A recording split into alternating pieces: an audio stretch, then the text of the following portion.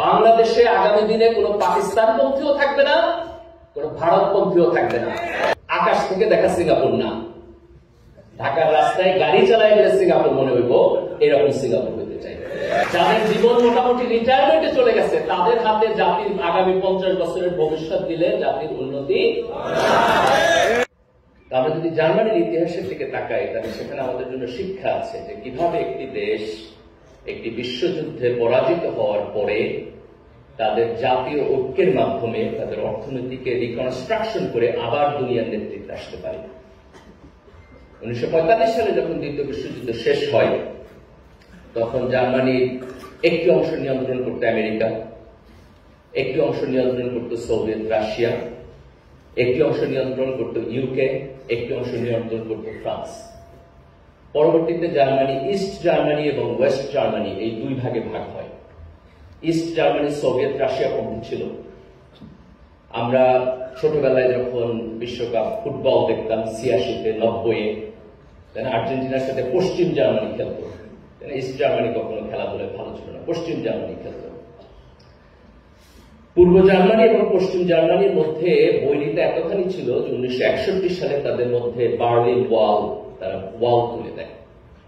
পরবর্তীতে যখন Soviet Russia দুর্বল হয় 1999-এর দিকে তার পতন হয় এবং বার্লিন ওয়ালের পতন হয়।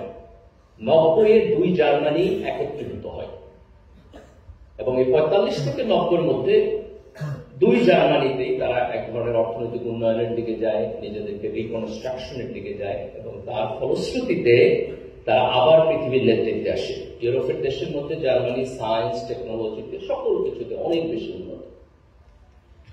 এবার আমরা একটা কন্ট্রাস্টিং উদাহরণ দেখি, আমাদের খুব কাছের দেশ আফগানিস্তান। 1979 সালে আফগানিস্তানে সোভিয়েত রাশিয়া ইনভেড করে। তখন আফগানিস্তানের যে সরকার ছিল সেই সরকারকে হেল্প করার জন্য রাশিয়া সেখানে ইনভেড করে। তো রাশিয়া ইনভেড করার পরে আফগানিস্তানে রাশিয়ান আগ্রাসনের বিপক্ষে সংগ্রাম শুরু হয়, মুজাহিদদের সংগ্রাম শুরু হয় এবং এই সংগ্রামে আমেরিকা এবং পাকিস্তান তাদেরকে সহায়তা করে। তো তারা যখন আমেরিকার পক্ষের ছিল তখন তারা ছিল স্বাধীনতা সংগ্রামী, আর আপনি যখন আমেরিকার বিপক্ষে চলে যাবেন তখন তারা বলবে টেরোরিস্ট। বাংলাদেশে আপনি যদি তাদের পক্ষে হন তাহলে আপনি মুক্তিযুদ্ধের শক্তি, আর যদি বিপক্ষে থাকেন তাহলে আপনি। তো এটা পুরাতন গেম। কিন্তু এখানে ইন্টারেস্টিং পয়েন্ট হলো 1989 সালে সোভিয়েত রাশিয়ার আগ্রাসনের বিপক্ষে যারা যুদ্ধ করতেছিল তারা বিজয় লাভ করে। কিন্তু আফগানিস্তান যেটি করতে ব্যর্থ হয় সেটি হলো যে রাশিয়ান আগ্রাসনের সমাপ্তিকরণের পরে একটি জাতীয় ঐক্যের মাধ্যমে তাদের দেশকে রিবিল্ড করা, এই কাজে তারা ব্যর্থ হয়। যারা ওয়ার লর্ড ছিল, যারা যুদ্ধে অংশগ্রহণ করছে, তারা একজন আর একজনের সাথে ইনফাইটে জড়িয়ে পড়ে, দুইটা তিনটা গ্রুপ হয়। এই আভ্যন্তরীণ যুদ্ধ চলার মধ্য দিয়ে তারপর এক সময় সেখানে তালেবান সরকার আসে, তারপরে আমেরিকান আগ্রাসন হয়। কিন্তু আমরা জার্মানিতে যে ইতিহাস দেখেছি, যে অর্থনৈতিক ডেভেলপমেন্টের ইতিহাস দেখেছি, তার জাতিকে রিকনস্ট্রাকশনের ইতিহাস দেখেছি, সেই ইতিহাস আমরা আফগানিস্তানে দেখি নাই।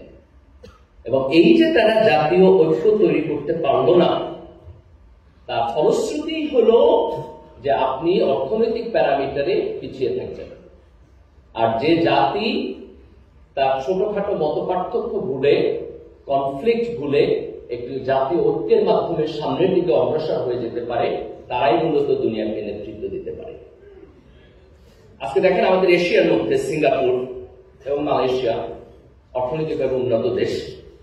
সিঙ্গাপুরে 15% মালয় জনগোষ্ঠী আছে, 8% ইন্ডিয়ান জনগোষ্ঠী আছে। কোনদিন আপনি শুনছেন যে সিঙ্গাপুরে তাদের ধর্মীয় কারণে একজন আরেকজনের সাথে সাম্প্রদায়িক দাঙ্গা করছে? আজকে মালয়েশিয়াতে দেখেন, মালয়েশিয়াতে 24% চাইনিজ পপুলেশন আছে। তো সেখানে মালয় এবং চাইনিজ তারা একসাথে বসবাস করছে। তো এই যে একটি উন্নত ডেমোক্রেটিক সিস্টেম, যেখানে আমার ধর্ম, আমার ভাষা, আমার রেস, আমার এথনিসিটি এবং আমার রাজনৈতিক মতপার্থক্য, এই সব কিছুকে আমি একটি জাতীয় পরিচয়ের মধ্যে এনে, একটা সিভিল সিস্টেমের মধ্যে এনে আমরা একসাথে একটি দেশকে সামনের দিকে এগিয়ে নিয়ে যাব। বাংলাদেশে এই অ্যাপ্রোচটি অনুপস্থিত ছিল এবং গত 16 বছরের আওয়ামী লীগের যে ফ্যাসিবাদী রাজনীতি তার শুরুই ছিল বিভাজনের মধ্য দিয়ে, তার শুরুই ছিল পক্ষ বিপক্ষের মধ্য দিয়ে। আজকে জুলাইয়ের অভ্যুত্থানে একটি বড় অর্জন হলো যে আমরা এই বিভাজনের রাজনীতিকে আমাদের পিছনে ফেলে এসেছি। আজকে কোন রাজনৈতিক দলকে, কোন রাজনৈতিক গ্রুপকে আমরা কখনো কখনো সেই একই ল্যাঙ্গুয়েজে কথা বলতে দেখি। এটা সেই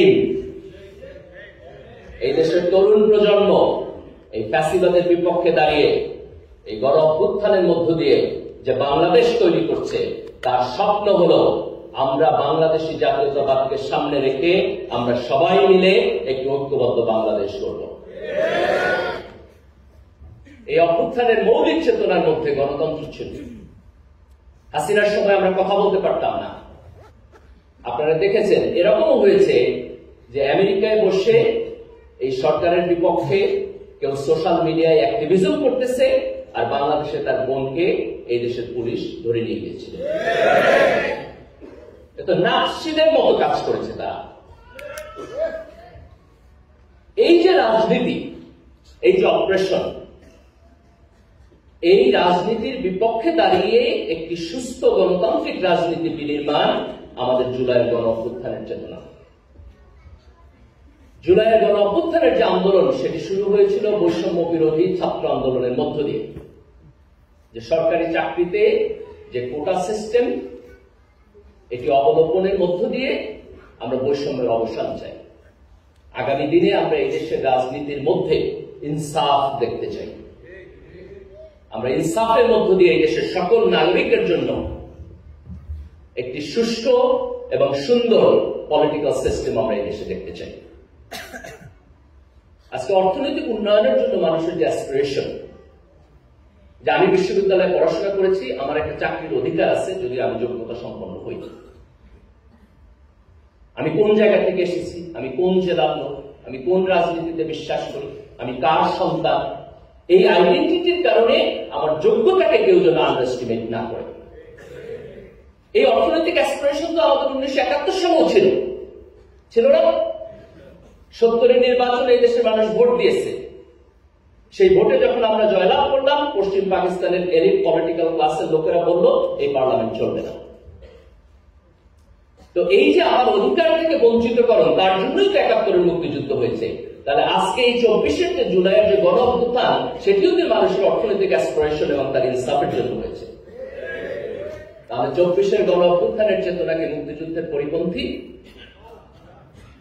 এটা কি মুক্তিযুদ্ধের চেতনার পরিপন্থী? যদি মুক্তিযুদ্ধের চেতনা ফ্যাসিবাদ হয় তাহলে তার পরিপন্থী। যদি মুক্তিযুদ্ধের চেতনা হয় হাজার হাজার কোটি টাকা পাচার করা, তাহলে সেই চেতনার পরিপন্থী। যদি মুক্তিযুদ্ধের চেতনা হয় 3-3টে ইলেকশন চুরি করা, তাহলে সেই চেতনার পরিপন্থী। আজকে আমাদের দেশের যে এলিট আরবান ক্লাস, হাসিনার ফ্যাসিজম তো হাসিনা একলা করে নাই। এই দেশের এলিট আরবান ক্লাস তাকে আনকন্ডিশনাল সাপোর্ট দিচ্ছে।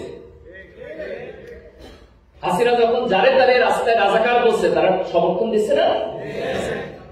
আজকে সেই সমর্থনের কারণে তারাও ভিক্টিম হয়েছে। এখান থেকে আমাদের শিক্ষা, আপনি যদি আরেকজনের জন্য ইনসাফ চাইতে না পারেন, তাহলে আপনার নিজের ইনসাফও সমাজে থাকবে না। আমি যদি সমাজে আমার জন্য ইনসাফ চাই, তাহলে সমাজের প্রত্যেক মানুষের জন্য আমাকে ইনসাফ চাইতে হবে। আজকে বাংলাদেশ অর্থনৈতিকভাবে যেখানে দাঁড়িয়ে আছে, আমরা তো সাউথ এশিয়ার মধ্যেও এখন নেতৃত্ব দিচ্ছি না, তাই না? আমরা মালদ্বীপের পিছনে, আমরা শ্রীলঙ্কার পিছনে, আমরা ভারতের পিছনে। আমরা এখানে থাকতে চাই না। আমরা এমন একটা বাংলাদেশ চাই যেখানে আগামী দিনে আমরা শুধু দক্ষিণ এশিয়া না, আমরা এশিয়ার মধ্যে নেতৃত্ব দিব। আমরা সিঙ্গাপুরের মতো দেশ হতে চাই। আকাশ থেকে দেখা সিঙ্গাপুর না, ঢাকার রাস্তায় গাড়ি চালায় গেলে সিঙ্গাপুর মনে হইব, এরকম সিঙ্গাপুর হতে চাই ইনশাআল্লাহ। এই দেশ এবং সমাজ যদি আমরা তৈরি করতে চাই, তাহলে আমাদেরকে সামনের দিকে তাকাতে হবে। আমরা কি করব তার প্ল্যান করতে হবে। অতীত এবং ইতিহাস এটা আমাদের জন্য জরুরি, সেখান থেকে শিক্ষা নিতে হবে। কিন্তু অতীতের মধ্যে বসবাস করা, অলওয়েজ অতীতের মধ্যে বসবাস করা, এটা কোনো ভালো কাজ না। এই দেশের তরুণ প্রজন্মকে সাথে নিয়ে আমাদেরকে সামনের দিকে যেতে হবে। আমাদের জাতীয় ঐক্যমত তৈরি করতে হবে। জাতীয় ঐক্যমতের জন্য আমাদের কিছু কিছু বিষয়ে একমত হইতে হবে। আওয়ামী লীগের গত 16 বছরের শাসন ফ্যাসিবাদ ছিল, এই প্রশ্নে একমত হইতে হবে। এটা গণতন্ত্র ছিল না, এটা গণতন্ত্র ছিল না। আওয়ামী লীগ যতদিন পর্যন্ত স্বীকার না করবে যে সে ফ্যাসিবাদী শাসন প্রবর্তন করছে, ততদিন পর্যন্ত তাকে গণতান্ত্রিক রাজনৈতিক দল হিসাবে বিবেচনা করা যাবে না। এই 16 বছরের ফ্যাসিবাদ কোন লোকাল ফ্যাসিবাদ ছিল না। আমরা 90 গণতন্ত্রের জন্য আন্দোলন করছি। এরশাদ তখন ক্ষমতায় ছিলেন, আর্মির জেনারেল ছিলেন, কিন্তু উনি কোন বাইরের দেশের হয়ে এই দেশে ভূমিকা পালন করেন নাই। যখন এরশাদের পতন হলো, এরশাদ জেলে গিয়েছেন, জেলে থেকে উনি 5টা ইলেকশন জিতছেন। আজকে যখন হাসিনার পতন হলো, তখন শেখ হাসিনা এখন কোথায়? কেন উনি ভারতে? ওনার তো বাংলাদেশে থাকার কথা। তাহলে এই ফ্যাসিবাদ ভারতীয় আধিপত্যবাদ। এই 16 বছরের ফ্যাসিবাদ ভারতীয় আধিপত্যবাদ। এই দেশের তরুণ প্রজন্ম এই আধিপত্যবাদকে না বলেছে। বাংলাদেশে আগামী দিনে কোন পাকিস্তানপন্থীও থাকবে না, কোন ভারতপন্থীও থাকবে না। এই দেশে আমরা বাংলাদেশপন্থী, এই দেশে আমরা বাংলাদেশপন্থী। বাংলাদেশে তার গণতন্ত্র, তার অর্থনৈতিক উন্নয়ন, তার সমাজ বিনির্মাণ, তার রাষ্ট্র বিনির্মাণ, এটি হবে আমাদের রাজনৈতিক এজেন্ডা ইনশাআল্লাহ।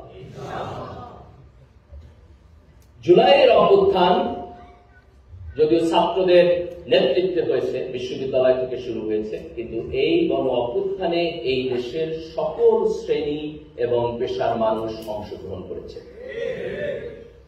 এইখানে আওয়ামী লীগ বিরোধী এবং এই ফ্যাসিবাদী সিস্টেমের অংশ ছিল না এরকম সকল রাজনৈতিক দল অংশগ্রহণ করেছে। বিএনপি অংশগ্রহণ করেছে, জামাত ইসলাম অংশগ্রহণ করেছে, ছাত্র দল অংশগ্রহণ করেছে, ছাত্র শিবির অংশগ্রহণ করেছে। তাদের সবার এখানে কন্ট্রিবিউশন ছিল। আমাদের জাতীয় ঐক্যের জন্য এই কন্ট্রিবিউশনকে স্বীকার করতে হবে। যে সমস্ত ছাত্র নেতারা নেতৃত্ব দিয়েছেন তাদেরকে উদারভাবে স্বীকার করতে হবে যে সমাজের সকল শ্রেণী এবং পেশার মানুষ যদি এই গণ অভ্যুত্থানে এগিয়ে না আসতো তাহলে আমরা সফলতা পেতাম না। এমনকি আওয়ামী লীগের মধ্যেও যারা খুব বেশি খারাপ হয়ে যায় নাই, কিছুটা ভালো ছিল, তারাও শেষের দিকে এই গণ অভ্যুত্থানের পক্ষে রাখছে। আমি তাদেরকে ধন্যবাদ জানাই। বহু কারণে মানুষ আওয়ামী লীগ করে, মুক্তিযুদ্ধের কারণে করে, তার অন্যান্য সফিস্টিকেশনের কারণে করে। কিন্তু আপনার একটা পয়েন্ট থাকতে হবে যে কোন পয়েন্টে আপনি আপনার লয়ালটি উইথড্র করবেন। হাসিনা যদি আপনাকে নিয়ে জাহান্নাম পর্যন্ত যায়, তাহলে তার পিছন পিছন জাহান্নাম পর্যন্ত যাওয়া আপনার দায়িত্ব হইতে পারে না। কোন দেশপ্রেমিক নাগরিকের দায়িত্ব হইতে পারে না। সকল নাগরিকের এই বাদ থাকতে হবে যে ঠিক আছে আমি একটা রাজনৈতিক দলকে পছন্দ করি, কিন্তু কোন পর্যন্ত? তার চুরি ডাকাতি বদমাইশি যদি লিমিট ক্রস করে যায়, তাহলে সে রাজনৈতিক দল থেকে আমার যে লয়ালটি সেটিকে উইথড্র করতে হবে। এই কথা আওয়ামী লীগের জন্য সত্য, এই কথা বিএনপির জন্য সত্য, এই কথা জামাত ইসলামের জন্য সত্য। আমার মস্তিষ্ককে, আমার লয়ালটিকে আমি সীমানাহীন ভাবে কারোর কাছে ছেড়ে দিব না ইনশাআল্লাহ। তাহলে জুলাইয়ের গণ অভ্যুত্থানে সকল রাজনৈতিক দলের কন্ট্রিবিউশন ছিল, এটি আমাদেরকে স্বীকার করতে হবে। জাতীয় ঐক্যের জন্য এটা আমার প্রয়োজন।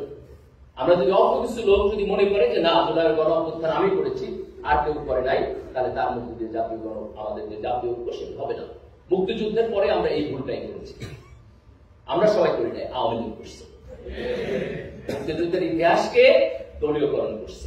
এই কারণে মুক্তিযুদ্ধ কখনোই এই দেশের আপামর জনসাধারণের চেতনা হয়ে উঠতে পারে নাই। আজকে জুলাইয়ের অভ্যুত্থানের ক্ষেত্রে আমরা যেন সেটি না। জুলাইয়ের গণ অভ্যুত্থানে একটি বড় বৈশিষ্ট্য ছিল যে এই গণ অভ্যুত্থানে যারা নেতৃত্ব দিয়েছে, যারা রাস্তায় গিয়ে দাঁড়িয়েছে, যারা গুলি খেয়েছে, যারা শহীদ হয়েছে, তাদের মধ্যে এই দেশের তরুণ প্রজন্মের সংখ্যা বেশি। তাদের বয়স 25, 30, 35। এটা হচ্ছে এই আন্দোলনের সবচেয়ে ওয়ান্ডারফুল জিনিস। আজকে এই গণ অভ্যুত্থানের স্পিরিটকে ধারণ করে আমরা যদি সামনের দিকে যেতে চাই, তাহলে তরুণদের আমাদের জাতির বিনির্মাণের যে প্রক্রিয়া তার মধ্যে তার পার্টিসিপেশনকে নিশ্চিত করতে হবে। যে সমস্ত রাজনৈতিক দল এই তরুণদের আকাঙ্ক্ষাকে বুঝবেন না, তারা আগামী দিনে আওয়ামী লীগের মতোই হারায় যাবে। আজকে বিএনপি এবং জামাত ইসলাম বাংলাদেশের দুটো বড় রাজনৈতিক দল, আমি তাদেরকে অনুরোধ করব যে আপনারা তরুণদের আপনাদের রাজনীতির মধ্যে আরো বেশি করে নেন। আপনাদের স্থায়ী কমিটির অন্তত 50% লোকের বয়স 50 নিচে হওয়া উচিত।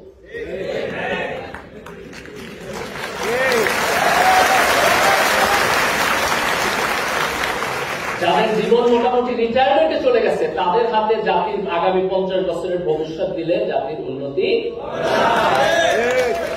আর এক দল থেকে তরুণ নেওয়ার দরকার নাই, আপনার দল থেকেই নেয়, কিন্তু তরুণদেরকে উঠায় নিয়ে আসে, তরুণদেরকে উঠায় নিয়ে আসে।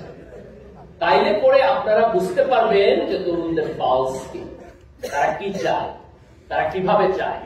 এবং এই তরুণদের সাথে যদি এই পার্টিসিপেশন রাজনৈতিক দলগুলো করতে না পারেন, তাইলে পরে সামনের দিনে আপনারা আবার চ্যালেঞ্জের সম্মুখীন হবেন। আমরা এটা দেখতে চাই না যে পরের যে গণতান্ত্রিক সরকার আসবে সেই গণতান্ত্রিক সরকার আবার ফ্যাসিস্ট হবে। আমরা এটা দেখতে চাই না পরের যে সরকার আসবে সেই সরকারের বিপক্ষে এই দেশের তরুণ প্রজন্মকে আবার রাস্তায় নামতে হবে। এই রিপিটেশন আমরা দেখতে চাই না, বরং আমরা দেখতে চাই যে আমরা একটা সুস্থ গণতান্ত্রিক প্রক্রিয়ার মধ্য দিয়ে যাব, যেখানে যেই দল সরকারে যাবে এবং যেই দল বিরোধী দলে থাকবে তারা একে অপরকে শ্রদ্ধা করবে। আমরা দেখতে চাই যে পার্লামেন্টে দাঁড়িয়ে তারা গঠনমূলক বিতর্ক করে। আমরা দেখতে চাই যে তারা এই দেশের জনগণের কাছে যান, তাদেরকে আকৃষ্ট করার চেষ্টা করেন। প্রিয় ভাইরা, জুলাইয়ের গণ অভ্যুত্থানের এই ঐক্য যদি আমরা তৈরি করতে পারি, তারপরে আমাদের কাজ হচ্ছে এই গণ অভ্যুত্থানের চেতনাকে সংরক্ষণ করা, ধারণ করা এবং আগামী প্রজন্মকে এই চেতনার মধ্য দিয়ে বড় করা। আজকে কয়েকটা কাজ আমাদের জন্য খুব গুরুত্বপূর্ণ। একটা কাজ হচ্ছে জুলাই অভ্যুত্থানের সাথে রিলেটেড সকল কিছুকে ডিজিটাল আর্কাইভিং এর মাধ্যমে সংরক্ষণ করা। এটা সরকারকে উদ্যোগ নিতে হবে অতি দ্রুত। মুক্তিযুদ্ধের ইতিহাস নিয়ে যে বিতর্ক আছে, আমরা চাই না যে জুলাইয়ের গণ অভ্যুত্থানের ইতিহাস নিয়ে একই বিতর্কের সূচনা হোক। আমরা চাই আমরা যেন ক্লিয়ারলি বুঝি যে এখানে কি হয়েছে, আগামী দিনের তরুণ প্রজন্ম যেন জানে এই ইতিহাস। আমাদের শিক্ষা ব্যবস্থায় জুলাইয়ের গণ অভ্যুত্থানের গল্প আসতে হবে, আমাদের বইয়ে জুলাইয়ের গণ অভ্যুত্থানের গল্প আসতে হবে, আমাদের ছাত্রদের ক্লাসরুমে জুলাইয়ের গণ অভ্যুত্থানের গল্প আসতে হবে, আমাদের মিডিয়ায় জুলাইয়ের গণ অভ্যুত্থানের গল্প আসতে হবে। আমরা অত্যন্ত দুঃখজনক ভাবে দেখেছি যে আওয়ামী লীগের এই যে ফ্যাসিবাদের বয়ান, যেটার মধ্য দিয়ে তারা তৈরি করেছে, অনেক মিডিয়া তাদের এই ফ্যাসিবাদের বয়ানকে শক্তিশালী করার জন্য কাজ করেছে। It's a shame. Public intellectualism এবং মিডিয়ার দায়িত্ব হল সরকারকে জবাবদিহিতা করা, যাতে করে সরকার তার গণতান্ত্রিক নর্মের বাইরে না যায়। কিন্তু আমাদের দেশে আমরা দেখেছি যে তারা আওয়ামী লীগের চাইতে এক ধাপ বেশি আওয়ামী লীগ হয়েছিলেন, এবং এই লিস্টে আমাদের বিশ্ববিদ্যালয়ের শিক্ষকরাও বাদ করেন নাই অনেকে। It's a shame. আমাদের আলেমদের অনেকেও বাদ করেন নাই। একটা জাতির শিক্ষক, আলেম, মিডিয়া, পাবলিক ইন্টেলেকচুয়াল সবাই যদি করাপ্ট হয়ে যায়, তাহলে সে জাতির উন্নতি হবে না। তাহলে আগামী দিনে আমরা চাই যে আমাদের সিভিল সোসাইটি, আমাদের মিডিয়া, আমাদের ইন্টেলেকচুয়াল, তারা সবাই এই জুলাইয়ের গণ অভ্যুত্থানের যে স্পিরিট সেটাকে ধারণ করবে।